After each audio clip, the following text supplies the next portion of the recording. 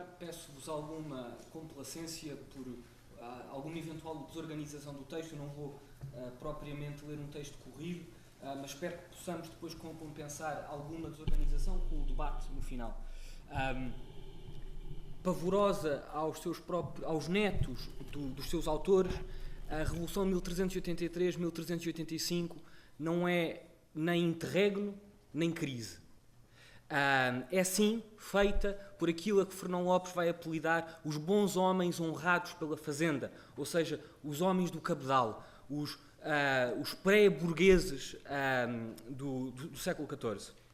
E, curiosamente, à semelhança do que acontecerá mais tarde com a Revolução Francesa, com o 25 de Abril, com a Revolução de Outubro, enfim, com praticamente qualquer experiência revolucionária, a historiografia atual dedica-se sistematicamente a lançar esta experiência revolucionária portuguesa para o olvido, para a calúnia e mesmo para a mentira. Dando-vos um exemplo prático, como foi aqui dito, eu sou professor de História do terceiro ciclo e nos manuais escolares dos meus alunos não se fala nem de revolução, nem sequer de guerra civil.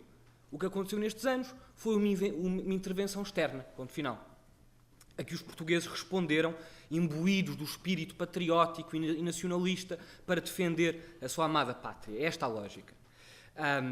É como, no fundo, como se a profecia de Leonor Teles, que quando Lisboa a expulsa da capital, promete ará-la a carros de bois e fazê-la queimar em maus fogos e encher tóneis com as línguas das mulheres revolucionárias. No fundo, é como se esta profecia se tivesse cumprido. É como se as línguas dos revolucionários de 1383 tivessem sido efetivamente cortadas. Eu penso que, em primeiro lugar, a culpa deste fenómeno estará do lado dos historiadores burgueses, alguns muito conceituados, muito bons, como Gama Barros, Jaime Cortesão, Alexandre Herculano, ou mesmo Antero de Quental, que se empenharam em pintar esta revolução num quadro idealista em que se limita a uma crise dinástica, em que se levantam dois partidos, o Partido de Castela e o Partido Nacional. Não é isso, no entanto, o que indicam as fontes primárias que sobrevivem. As coevas são muito escassas e, sobretudo, não é isso que indica o genial cronista Fernão Lopes, que eu aqui tomo como fonte. Fernão Lopes, aliás, consegue sistematizar esta problemática disso não se limitar a uma intervenção externa nesta famosa frase e cito, Castela era contra Portugal e Portugal contra si mesmo. Ou seja, desencadeia-se um processo revolucionário que obriga a uma intervenção externa. Mas esta sequência é importante para compreender os eventos que vão acontecer. Esta inegável natureza de classe, que nem sempre é verdade, é clara, nem sempre tem um corte limpo, que gera o desconforto mesmo na historiografia atual. Porquê? Porque 1383 lança paralelos muito perigosos com o que se está a passar no nosso mundo, aponta dedos acusadores a pessoas que estão vivas hoje em dia e faz-nos pensar sobre as nossas vidas hoje em dia. Dou-vos um exemplo muito prático. Falar de 1383 é falar de precariedade. Gama Barros fala de, e cito, homens livres sem terra, nem senhor, nem ofício, que se chamará os cabaneiros, colonos sem terra, que segundo o princípio feudal da herdatariedade da terra, teriam direito à terra, mas que a perdem no momento em que perdem a servidão da gleba. E, em vez de estarem livres, como a palavra libertação indica, ficam, na verdade, acorrentados à incerteza do trabalho arrendado, que pode haver ou pode não haver, e ficam obrigados a um tipo de servidão nova, que é o tipo que é a servidão do contrato, que é permanentemente renovado uma vez após outra vez, e estes trabalhadores, os cabaneiros, os braceiros, diferentes cronistas, diferentes documentos, vão-lhes chamar nomes diferentes, mas no fundo são pré-proletários, que estão obrigados a percorrer o país de forma quase como trabalhadores malteses do início do século XX, obrigados a venderem a sua força de trabalho. Muitas vezes em condições piores do que os servos da gleba, diga-se de passagem. Falar de 1383 é também falar de uma fidalguia parasitária e rentista que em 1383 passa conscientemente para o lado de Castela e também de uma burguesia revolucionária, uma burguesia progressista de Álvaro Paes, de Gil Fernandes, de Álvaro Coitado, estes homens do Cabedal, que são, no fundo, construtores conscientes de um capitalismo embrionário que mais tarde será o nosso processo de expansão marítima, já com ligações óbvias internacionais a comerciantes parasentinos, florentinos, e que vão, no fundo, inaugurar o que Fernão Lopes vai chamar, de uma linguagem quase mística, que veremos agora de onde é que vem, de uma setimidade do mundo, e cito, na qual se levantou outro mundo novo e uma nova geração de gentes, porque filhos de homens de tão baixa condição. Ou seja, temos aqui a descrição acabada de uma revolução social. Mas eu creio que o que assusta mais os novos senhores nesta Revolução de 1383 é esta inegável verdade histórica de ser a primeira revolução burguesa do mundo bem-sucedida. Veremos que anteriormente há experiências que não têm o sucesso de 1383-85 e, sobretudo, que embora seja uma revolução burguesa, não é feita pelos burgueses. Como se dizia aqui antes, no painel anterior, há outra classe que apanha a boleia da revolução e que, na verdade, lhe dá o corpo e o sangue e o músculo, e essa classe, enfim, são, na verdade, muitas classes diferentes, ainda não existe um proletariado enquanto classe em si, nem para si, é algo muito embrionário, mas chamemos-lhe por facilidade trabalhadores, porque é isso que são, desde dos mesteirais aos colonos, aos camponeses, aos braceiros, aos cabreiros, todos estes são trabalhadores que vivem do seu próprio trabalho. É claro, e isto não o vou pretender desmentir hoje, que agem sobre a liderança de ricos mercadores, os tais homens de cabedal de que fala Fernão Lopes, mas, mais uma vez, quem derruba a velha ordem são os miseráveis cabaneiros, são, como chama Fernão Lopes, a malta das vinhas, as pessoas sem terra nem pão, são os braceiros, os cabreiros, os ovelheiros, como diz António Borges Coelho, numa linguagem brilhante, enlouquecidos pela fome. Veremos adiante porquê. São também estes menestrais da cidade, com uma importância muito grande, sobretudo em Lisboa, no Porto e em Évora, que em luta contra os salários tabulados, são também os mancebos e os pastores a lutar contra a lei das sesmarias, são, para usar a palavra que eu uso para intitular esta comunicação, os ventres ao sol. Passados todos estes anos, é compreensível, portanto, que a nova classe dominante, embora neta da que consegue parir esta revolução, tenha muita dificuldade em rever as imagens de Martinho, o bispo de Lisboa, a voar da Sé, devorado pelos cães no chão da cidade, ou do grande fidalgo Nuno Rodrigues de Vasconcelos, morto por mulheres lideradas por Margarida Anjos, uma simples e humilde adeleira, ou do senhor Pai Rodrigues, perseguido pela população por fojos e branhas, por centenas de populares, ou mesmo, como mais tarde veremos em maior detalhe, porque é especialmente interessante, a da abadesa de Évora, mulher do clero, latifundiária, que é desnudada no meio da praça de Évora e assassinada pelos antigos servos. De norte a sul, o povo vai responder durante a Revolução com uma formidável violência a um cotidiano de violências que os seus antigos senhores lhe impuseram durante muito tempo. Estamos a falar do trabalho até à inanição, estamos a falar de agulhas de albardeiro espetadas nas línguas de quem ousava protestar, estamos a falar de açoites no pelourinho, por literalmente qualquer coisa, por infinitos serviços pessoais obrigatórios e por uma série de castigos corporais que terão um grande impacto psicológico, sobretudo na burguesia ascendente. A polé para os que servem à servidão, a masmorra para quem não foge, o cepo para quem usa resistir. Marx e Engels vão escrever que no pano de fundo, e estou a citar, no pano de fundo da luta entre burgueses citadinos e nobreza feudal, aparece o camponês rebelde e atrás dos camponeses os rudimentos revolucionários do proletariado moderno. E que, continua a citação, em todos os grandes movimentos burgueses houve explosões independentes da classe que era a precursora, mais ou menos desenvolvida, do proletariado. Veremos que em 1383, 1385, embora ainda não se possa falar de proletariado, verificam-se estas explosões independentes de que fala Marx e Engels. Especialmente com destaque para a região do Alentejo, onde se chega a formar uma espécie de governo popular formado por mesteirais e braceiros, um governo que conseguirá manter-se vivo durante 3 meses, atenção, mais um mês do que a Comuna de Paris, não é brincadeira nenhuma, e que só irá terminar quando a Revolução Burguesa irá impor uma expedição punitiva encabeçada por Nuno Álvares, cujo objetivo é pôr fim à experiência revolucionária, evitar uma Jacquerie de tipo português e, no fundo, matar a insurreição. Mas, apesar desta experiência terminar, há, sem dúvida nenhuma, um processo revolucionário, quem o diz não sou eu, é António Borges Coelho, que sacode o país durante mais de 2 anos.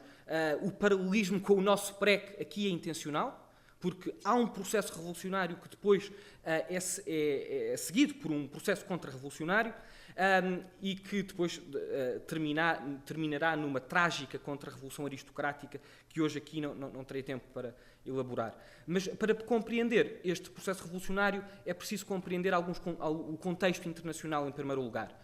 Grande cisma do Ocidente, temos a Igreja Católica partida em 2 metades, com o Papa Urbano de um lado, o Papa Clemente de outro, em Avignão, um antipapa.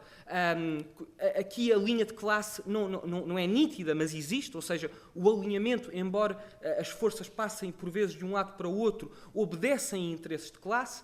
Depois, a grande mortandade, a grande peste do início do século, enfim, há várias grandes mortandades durante todo o século XIV.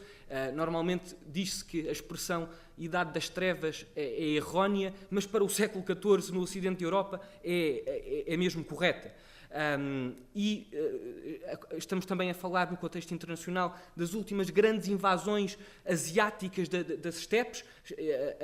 2 anos antes da Revolução Portuguesa, 1383, Timur, aqui em português chama-se Tamerlão, consegue chegar a Moscovo, incendeia Moscovo, mata, calcula-se, cerca de 5% da população mundial. E também um contexto marcado por revoltas camponesas um pouco por toda a Europa Ocidental. Estamos a falar, como já aqui foi dito, da Jacquerie em França de 1358, dos Ciompi em Itália de 78, dos Maillotins em 1382 e, sobretudo, a mais importante, a grande revolta dos camponeses em Inglaterra de 1381. E depois, por outro lado, há um contexto interno muito importante. Toda a história da primeira dinastia portuguesa é uma história, como toda a história em geral, é uma história de luta de classes, em que as classes privilegiadas lutam entre si, mas também lutam com as classes não privilegiadas, sobretudo a burguesia ascendente.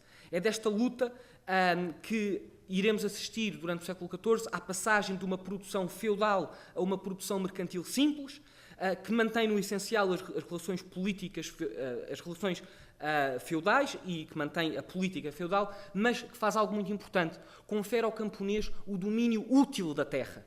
Ou seja, o camponês passa a poder largar gleba, reduz ou elimina grande parte dos serviços pessoais e o trabalho suplementar, ou seja, o tempo que o trabalhador tem que investir na terra do senhor diminui drasticamente, e, sobretudo, a servidão da gleba progressivamente, mais uma vez, isto é um processo lento e muito controverso, vai dar origem à pequena produção e à tal economia simples mercantil. Depois disto, vamos assistir, durante a segunda metade do século XIV, a um processo de concentração da produção, o desenvolvimento imparável da burguesia, ao ponto da nobreza ser devedora à burguesia, enfim, a intensificação das feiras, do comércio, a circulação da moeda em crescente imparável e, aqui muito importante, o comércio marítimo também em crescendo. Isto é muito importante para perceber porque é que grandes burgueses internacionais, sobretudo os parasentinos, vão ter tanto interesse na Revolução Portuguesa. Mas, no fundo, é a alteração destes direitos enfitêuticos dos camponeses que vai estimular o progresso das técnicas agrícolas e, enfim, incentivar a própria produtividade do trabalho. Por outro lado, esta libertação da gleba vai criar uma enorme massa de trabalhadores sem terra que vão abandonar os casais. Há aqui um enorme fenómeno de não haver trabalhadores suficientes. Isto começa no século XIII, não é século XIV. E um fenómeno que, em combinação com a compulsão para o trabalho, a lei das sesmarias mais tarde virá também neste sentido, obrigar os vadios, estes cabaneiros, estes braceiros, a trabalhar, fixando salários, tabulando salários, que vai permitir a emergência da burguesia. Ou seja, durante este processo revolucionário, os homens bons vão assumir a causa do progresso da humanidade, a libertação da gleba, o fim dos privilégios e o melhor aproveitamento das terras. A agudização da crise, no entanto, não vai corresponder a fenómenos externos, como a peste, a que António Sérgio, por exemplo, tenta culpar todo o processo revolucionário. Ou seja, aliás, processos morais é um processo que começa séculos antes, com lutas imparáveis do campesinato, da burguesia, como, aliás, atestam as inquirições e as cortes, a documentação da época. A título de exemplo, as cortes de 1352 informam que os trabalhadores não respeitam as posturas dos conselhos, exigem salários superiores, fogem para os conselhos onde as leis são mais favoráveis, e nas cortes de 1371 vai-se dizer que a malta das vinhas recusa-se a trabalhar quando não se lhes dá o que exigem. Fim de citação. Então, esta burguesia no século XIV já tem a supremacia económica, mas ainda não tem o poder político. Está então pronta para se lançar na grande aventura da tomada do poder. Bem, isto aqui vamos saltar um pouco. Há um processo de crescente organização desta burguesia, que vai progressivamente criando organizações próprias de classe para si, como são as guildas, as confrarias e, mais tarde, no caso dos mosteirais, a Casa dos 24 de Lisboa. Isto para dizer que não faz sentido aquela ideia clássica da historiografia burguesa de que a Revolução de 1383 é um problema dinástico, legalista ou que acontece por mero acidente. É o resultado de uma pressão de classes que a exercem ao longo de toda a primeira dinastia, as classes laboriosas e a burguesia, que querem aliviar a canga que o feudalismo tem sobre si. A sociedade portuguesa, no fundo, já vinha prenhe da Revolução há séculos, no fundo, desde o estabelecimento do reino, mas foram necessários séculos para estas classes sociais amadurecerem até ao ponto em que as cofragens de produção e políticas e económicas já não permitiam mais o desenvolvimento destas classes. Então, as classes, para continuarem a crescer, para se continuarem a desenvolver, têm que romper as cofragens políticas e económicas. Há imensas fontes que vão neste sentido, por exemplo, a outorgação das cartas de foral, a formação dos conselhos, tem raiz identificada nestes próprios documentos, nas próprias lutas populares. Enfim, durante o reinado de Dom Fernando a situação muda. Durante o reinado de Dom Fernando acontece um fenómeno historicamente raríssimo, que é um equilíbrio de forças que deixa o rei numa posição muito sui generis. Escreve Cunhal, citando Engels, sucede excepcionalmente, em certos períodos, que as classes em luta se aproximam tanto do equilíbrio que o poder político adquire um certo grau de independência, colocando-se como mediador entre elas. Mas, ao contrário do que afirma Herculano, que diz que o poder central é, e cito, um instrumento de unidade social, não é, e é como diz Cunhal, e Dom Fernando é um exemplo paradigmático disto, e cito Cunhal, o rei será duplamente representante das classes privilegiadas e o maior dos privilegiados. Quando Dom Dinis e Dom Pedro põem em marcha medidas favoráveis à burguesia, estas devem-se às lutas dos conselhos e à necessidade de afirmar o poder do Estado Central contra a fidalguia. Fim de citação. Dom Fernando, cedendo umas vezes à burguesia, como, por exemplo, as medidas de proteção da marinha, do comércio, as leis das sesmarias, etc., e outras vezes à nobreza. Exemplo disto são as guerras suicidas, as mal chamadas guerras fernandinas, em que Dom Fernando chama a população e chama a burguesia para perder a guerra, com guerras literalmente suicidas, que o objetivo é aniquilar a burguesia em ascensão numa guerra contra um inimigo estrangeiro. Neste caso, faz outra concessão. Claro que, in extremis, já no seu leito de morte, tísico, Dom Fernando morre uma morte horrível, que faz uma última grande concessão e vai fazê-la à sua classe de origem, à nobreza. Isto será o casamento da sua filha, Dona Beatriz, com Dom João de Castela. Qual é o objetivo deste casamento? Ao contrário do que dizem os historiadores clássicos e mesmo os historiadores contemporâneos, não se trata de estupidez de Dom Fernando, nem de alguma falta de habilidade política, pelo contrário. Dom Fernando compreende que a única forma de manter o poder feudal, o poder da nobreza, é deixar um Estado estrangeiro fazer uma intervenção externa e assegurar a manutenção do poder feudal. Mas, apesar de tudo isto, os historiadores burgueses não vão querer ver este Portugal contra si mesmo e vão preferir a ideia de uma nação monolítica unida contra o inimigo castelhano. Bem, vou saltar isto, já percebi, estou um bocadinho atrasado. Quanto tempo tenho? Vale. Estou muito retrasado, pero vou tentar. Álvaro Cunhal é, porventura, o primeiro a compreender a Revolução de 1383 e é taxativo. Os historiadores burgueses têm apresentado sempre o casamento da filha única de Dom Fernando com o rei de Castela, em 1383, como um erro, quando, na verdade, é uma manobra da política da nobreza, uma manobra maduramente refletida e de efeitos cuidadosamente previstos e desejados. Bem, vou saltar a citação.